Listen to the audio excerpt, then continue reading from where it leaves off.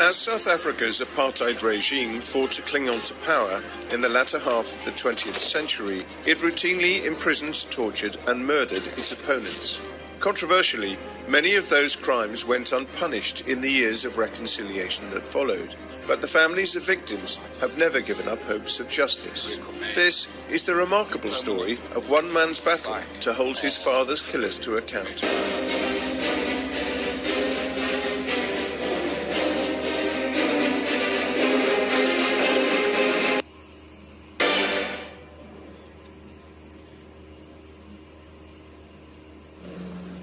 It's late at night on the 27th of June 1985 in a remote region of apartheid South Africa.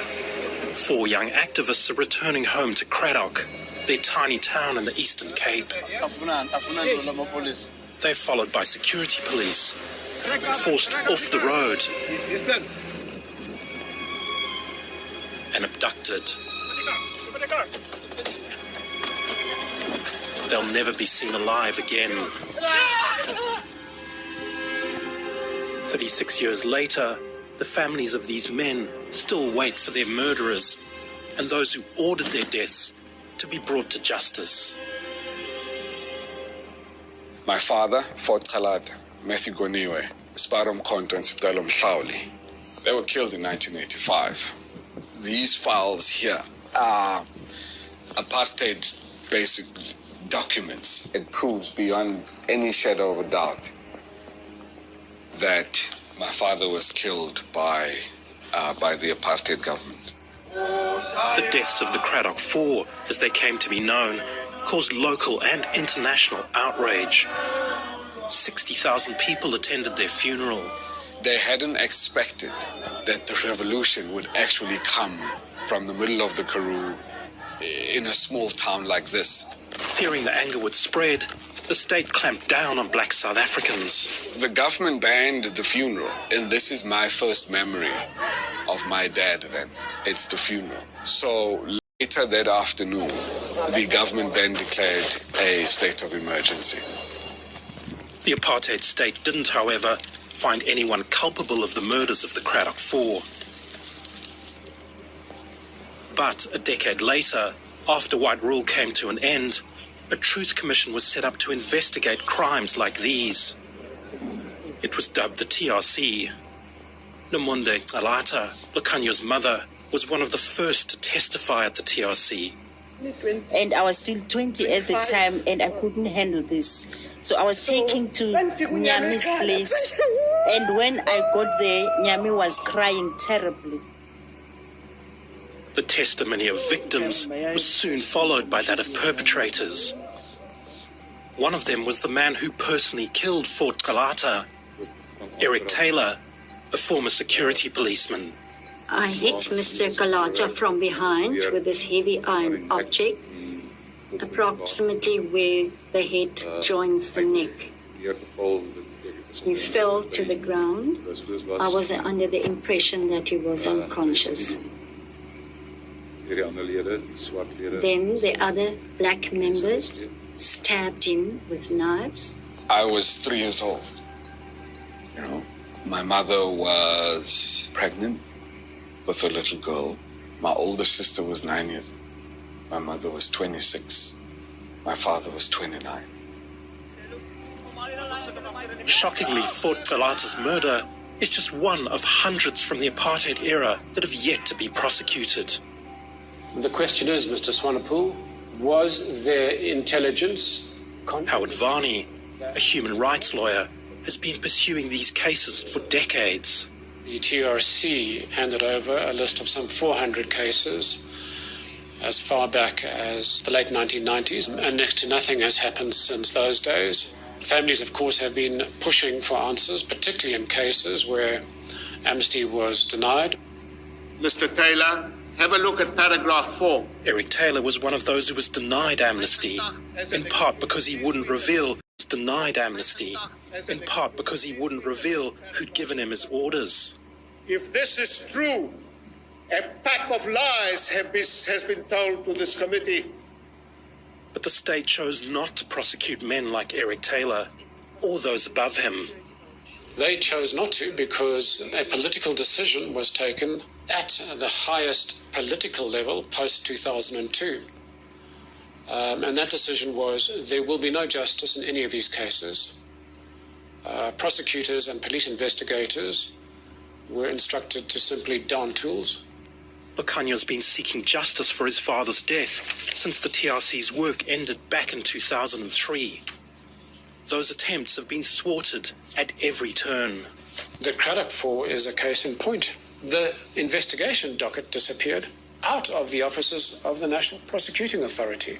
Now, typically when a docket disappears, we know why it's disappeared. It's because somebody doesn't want to see justice done in that case. And the fact that it has disappeared from the headquarters of the National Prosecuting Authority is deeply alarming. And yet we see no alarm being expressed by the National Prosecuting Authority. We had come to the Cape Town Central Police Station to come and open a charge of theft against the National Prosecuting Authority. When Mr. Kalato tried to open up a case, he was ignored for more than a year. He begged the investigating officers to look into why that docket was removed and has never been found. Once we came here, we were then told that we can't really open the case. We had to write to the Commissioner of Police and say that if you won't open up a docket, we'll see you in court. Finally, after intervention from our lawyers and from the office of the Commissioner and the Minister, we were at least able to open a case. If one looks at the little progress that has been made over the last few years, it's only been made because the families have made an effort, not because the police have decided to take up the cases. We're not having any luck with the National Prosecuting Authority. Despite many requests, neither the prosecutor or the Department of Justice granted us interviews. What evidence, concrete evidence, do you have that there was high-level political interference? Well, the concrete evidence comes from Pekoli himself. Vusi Pekoli was the head of South Africa's National Prosecuting Authority, also known as the MPA, from 2005 to 2007. The direct interference that I experienced was when the minister, Ms. Bridget Mabandla, she thought that we were not proceeding with prosecutions. Bridget Mabandla was the Minister of Justice at the time. She declined to be interviewed, but in a statement said that Pekoli's claim in relation to my service is untrue. The prosecutions in question were against two senior apartheid officials, Adrian Vlok, former Minister of Law and Order, and Johan van der Merwe, former Commissioner of Police. They were accused of the attempted murder of Reverend Frank Chikane, a high-profile anti-apartheid activist. Were you under pressure from the government to give light sentences for the attempted murder of Reverend Frank Chikane? No, I wasn't under pressure for light sentences. I was under pressure not to even go ahead with the case itself. That's the pressure that I felt. They got 10 years suspended sentences. Why was there pressure on you not to pursue these cases from the ANC government? Well, that's fairly obvious. There was a fear within the ANC. Prosecuting the apartheid generals would also mean members of the ANC also being prosecuted. The liberation movement, even though they fought for just cause, had been involved in gross human rights violations. Ole Bobenza, a German lawyer and legal researcher, investigated why, after the TRC ended, prosecutions have stalled. The ANC abroad had a structure called the National Executive Committee, the NEC. Very high-ranking ANC officials all were part. Mbeki, Zuma, very high-ranking ANC officials all were part. Mbeki, Zuma, and so on. And there is very strong evidence for drawing a direct line from orders and instructions given by the NEC. There was a landmine campaign, for instance, in the 80s. The liberation movement planted landmines on rural streets.